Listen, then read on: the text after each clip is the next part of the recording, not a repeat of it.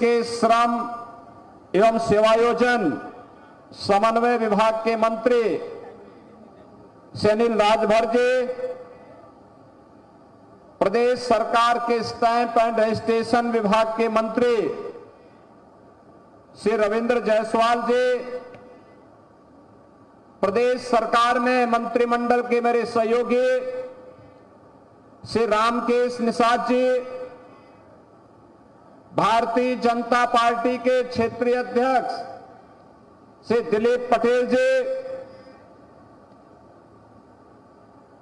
मंच पर उपस्थित माननीय सांसद भदोही श्री डॉक्टर विनोद कुमार बिंद जी, माननीय विधायकगण श्री रमाशंकर सिंह पटेल जी, श्री रत्नाकर मिश्र जी, श्री अनुराग सिंह जी, श्रीमती रिंकी कौल जी, एमएलसी श्री श्याम नारायण सिंह जी, माननीय विधायक रावर्सगंज श्री भूपेश चौबे जी, जिला पंचायत अध्यक्ष श्री राजू कनौजिया जी, भारतीय जनता पार्टी के जिला के अध्यक्ष श्री ब्रजभूषण सिंह जी, जिला प्रभारी श्रीमती सरोज कुशवाहा जी, जिला अध्यक्ष अपना दल श्री राम लोटन बिंद जी, जिला अध्यक्ष निषाद पार्टी श्री राम आश्रय बिंद जी, श्री राम सकल जी, पूर्व विधायक श्रीमती सुचिस्मिता मौर्य जी, चेयरमैन डीसीबी श्री जगदीश पटेल जी, विधानसभा के प्रभारी श्री हौसला प्रसाद पाठक जी, संयोजक शिव शरण राय जी, ब्लॉक प्रमुख इंद्र बहादुर पांडे जी, ब्लॉक प्रमुख मजबा श्री दिलीप कुमार सिंह जी, भारतीय जनता पार्टी, अपना दल, निषाद पार्टी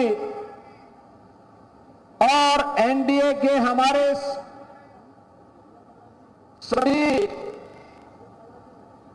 पदाधिकारीगण, मिर्जापुर जनपद और मजवा विधानसभा क्षेत्र से जुड़े हुए मेरे सभी उपस्थित बहन और भाइयों, मां विंध्यवासिनी के इस पावन धाम से जुड़े हुए जनपद और मजवा विधानसभा क्षेत्र से जुड़े हुए आप सभी मतदाताओं की आज की सभा के अवसर पर मैं सबसे पहले मां विंध्यवासिनी के चरणों में कोटि कोटि नमन करते हुए एक साथ यहां पर 765 करोड़ रुपए की परियोजनाओं के लोकार्पण और शिलान्यास के लिए आप सभी को बधाई देता हूं। यहां के माननीय जनप्रतिनिधियों, माननीय सांसद, माननीय विधायकों, अन्य सम्मानित जनप्रतिनिधियों को हृदय से इन सभी योजनाओं के लिए धन्यवाद देते हुए, उनकी पहल के लिए धन्यवाद देते हुए, इन योजनाओं का लाभ आप सभी को प्राप्त हो, इसकी प्रार्थना मां विंध्यवासिनी से करता हूं। बहन और भाइयों, याद करिए, आज यहां पर यह मंच अनेक योजनाओं को लेकर के आया है। इसमें विकास भी है, यहां पे रोजगार की संभावनाओं को आगे बढ़ाने के कार्यक्रम भी हैं। यहां पर आने वाले समय में यह जनपद भी एक विकसित जनपद के रूप में प्रधानमंत्री जी के विकसित और आत्मनिर्भर भारत की परिकल्पना में अपना योगदान दे पाएगा। इन संभावनाओं को आगे बढ़ाने के लिए आज यहां पर यह मंच आपके बीच में यहां पर उपस्थित हुआ है। बहन और भाइयों, 10 वर्ष पहले मिर्जापुर जनपद की क्या स्थिति थी? इस जनपद में कनेक्टिविटी का अभाव था, गरीबों को योजनाओं का लाभ नहीं मिल पाता था। मां विंध्यवासिनी धाम के पवित्र मंदिर और त्रिकोण के रूप में विख्यात इस पवित्र शक्तिपीठों की क्या स्थिति रहा करती थी, यहां की सड़कों के क्या हालात थे और किस प्रकार से यहां गुंडा राज और माफिया राज हावी था, यह किसी से छुपा हुआ नहीं है। बहनों और भाइयों, आपने पिछले 10 वर्ष में बदलते हुए भारत को देखा है, बदलते हुए उत्तर प्रदेश को पिछले 7.5 वर्ष के अंदर देखा है, बदलते हुए मिर्जापुर को भी आपने महसूस किया होगा, इसका एहसास किया होगा। आज मैं भी गौरव की अनुभूति करता हूं, अब हमारा मिर्जापुर जनपद भी किसी के सामने हाथ नहीं फैलाएगा, क्योंकि मिर्जापुर के पास यहां की पहचान मां विंध्यवासिनी का पावन धाम आज भव्य और दिव्य रूप ले चुका है और पूरे देश और दुनिया के श्रद्धालुओं को अपनी ओर आकर्षित कर रहा है। आज आप देख रहे होंगे, कभी मां विंध्यवासिनी के धाम में आज से 5 वर्ष पहले जाते थे, क्या कंजेशन था, कितना संकरी गलियां थी, भय लगता था कि पता नहीं नवरात्रि के दौरान क्या होगा। लेकिन इस बार जब शारदीय नवरात्रि में जो 3 अक्टूबर से प्रारंभ होने जा रहा है, जब आप जाएंगे तो आपको एक भव्य और दिव्य धाम के दर्शन होते हुए दिखाई देंगे और आप भी महसूस करेंगे कि वाह, अगर यही काम पिछली सरकारें भी करती तो यह जन आस्था को सम्मान मिलता। बहनों और भाइयों, अब हमारा मिर्जापुर जनपद भी कह सकता है कि हमारे पास भी अपना एक मेडिकल कॉलेज है। मेडिकल कॉलेज नहीं तो बीएचयू था वाराणसी में और प्रयागराज में था मेडिकल कॉलेज, ये बीच में कुछ भी नहीं था।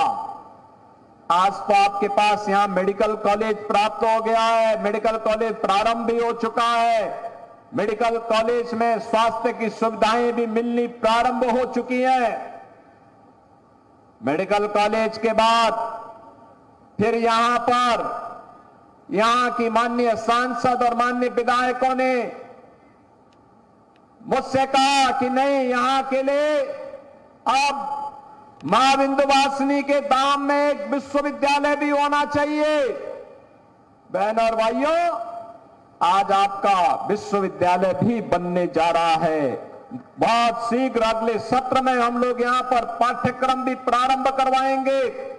विश्वविद्यालय के कार्यक्रम को हम लोगों ने आगे बढ़ा दिया है, निर्माण कार्य प्रारंभ होने जा रहा है।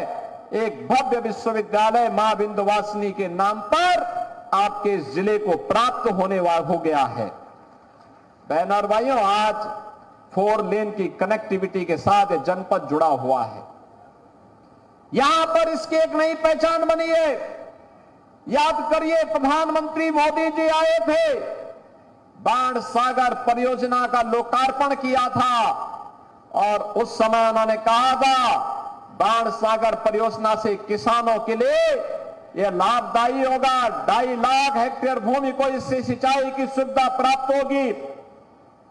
लेकिन हमारे सामने चुनौती थी, बिंद क्षेत्र में पेयजल का संकट कैसे दूर होगा। बहनों और भाइयों, हर घर नल की योजना जल जीवन मिशन के अंतर्गत प्रधानमंत्री मोदी जी के इसी विजन का परिणाम है। और जिस दिन ये पूरी तरह जमीनी धरातल पर योजना उतरेगी, न केवल जल की, पेयजल की, शुद्ध पेयजल की समस्या का समाधान होगा, बल्कि शुद्ध पेयजल के कारण लोगों को अनेक प्रकार के रोगों से भी मुक्ति मिलेगी।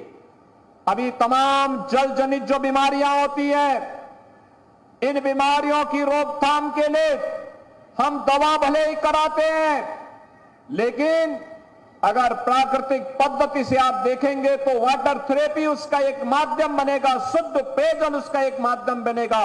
और जल जीवन मिशन इस महत्वपूर्ण अभियान को एक नई ऊंचाई तक पहुंचाने का ही अभियान है।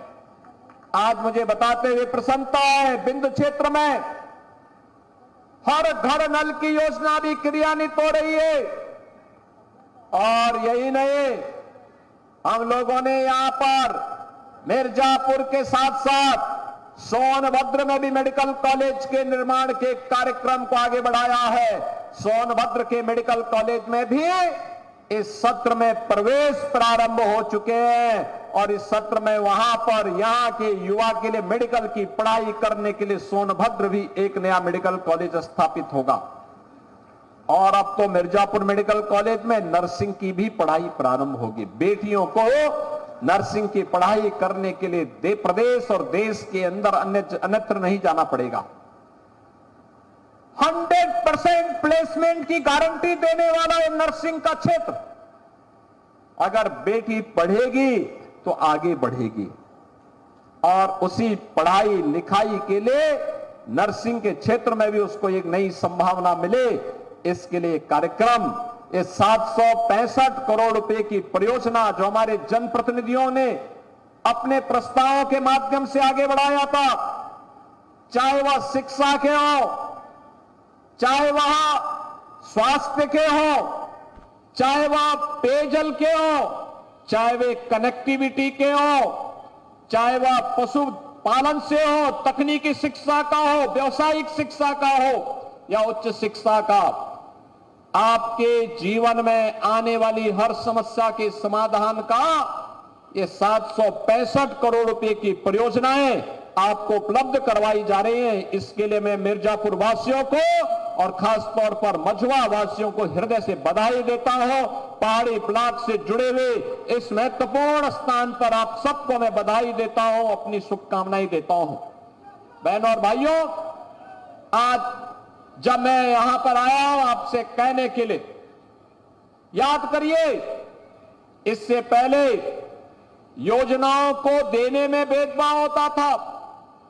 पिछले दिनों हमारे डिप्टी सीएम आए थे, मंत्रीगण आए थे, यहां पर रोजगार मेला लगा था, ऋण मेला लगा था, युवाओं को टैबलेट और स्मार्टफोन के वितरण हुए थे, अनेक कार्यक्रमों को आगे बढ़ाया गया था। बहनों और भाइयों, ये उसी अभियान की कड़ी को आगे बढ़ाने का क्रम है। याद करिए, इन योजनाओं का लाभ बिना भेदभाव के गांव के गरीब को, किसान को, नौजवान को, महिलाओं को, समाज के प्रत्येक तबके को मिला। हमने जाति खेमे के आधार पर बांटने का प्रयास कभी नहीं किया। हम मानते हैं समाज में विषमन करने का नहीं, सामाजिक एकता के माध्यम से राष्ट्रीय एकता को मजबूती प्रदान करने का होना चाहिए। और राष्ट्रीय एकता अगर मजबूत है, देश सुरक्षित है, तो हम सब सुरक्षित हैं। और अगर हमारा देश ही सुरक्षित नहीं है तो फिर हम अपनी व्यक्तिगत सुरक्षा का क्या करेंगे। बहनों और भाइयों, आज यही कारण है हमारे देश की सीमा सुरक्षित है।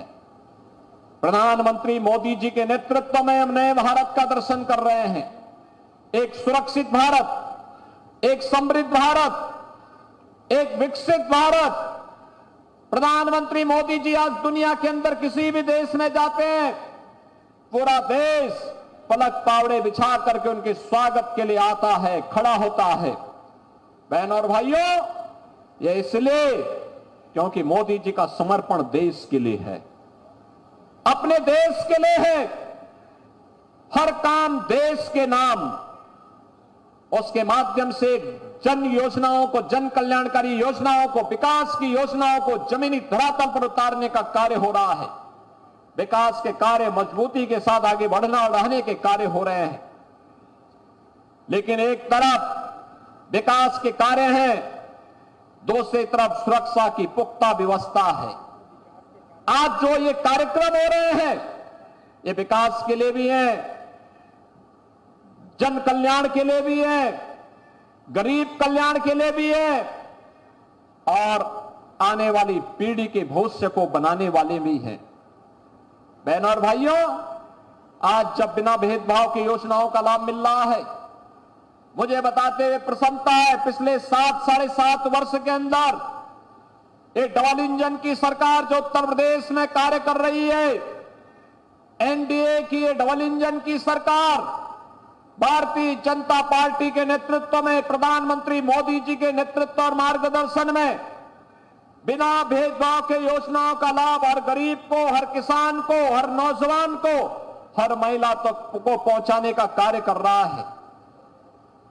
यह केवल विकास की योजना को पहुंचाने का कार्य नहीं कर रहा है, हर दलित को, हर गरीब को उसके चेहरे पर खुशहाली लाने का काम भी कर रहा है। और मुझे बताते हुए प्रसन्नता है, मुझे याद है जब 7.5 वर्ष पहले हम लोग इस क्षेत्र में आते थे, इस क्षेत्र में बहुत सारे लोग ऐसे थे जिन्हें योजनाओं से वंचित करके रखा गया था। आज मैं कह सकता हूं हमारी सरकार ने तय किया कि कोल जाति हो, चेरो हो, गौड़ हो या फिर नेपाल की सीमावर्ती क्षेत्र में जनजाति, थारू जनजाति, इन सभी को योजनाओं के साथ जोड़ने का कार्य करेंगे। सबके लिए मकान होगा, सबको मकान की सुविधा देंगे, सबको शौचालय की सुविधा देंगे, सबके पास राशन कार्ड की सुविधा होगी, सबको आयुष्मान की कार्ड की सुविधा होगी, उनके गांव को कनेक्टिविटी के साथ जोड़ने का कार्य होगा, उनके घर तक पानी भी और बिजली भी पहुंचाने का कार्य होगा। और मुझे बताते हुए प्रसन्नता है, सफलतापूर्वक इस कार्यक्रम को हम लोगों ने आगे बढ़ाया है। हम लोगों ने तो भेदभाव नहीं किया। आज आपने देखा होगा युवाओं को यहां पे स्मार्टफोन और टैबलेट वितरित किए गए। क्या ये जाति देख करके? नहीं। इन योजनाओं का लाभ उन युवाओं को तकनीकी दृष्टि से सक्षम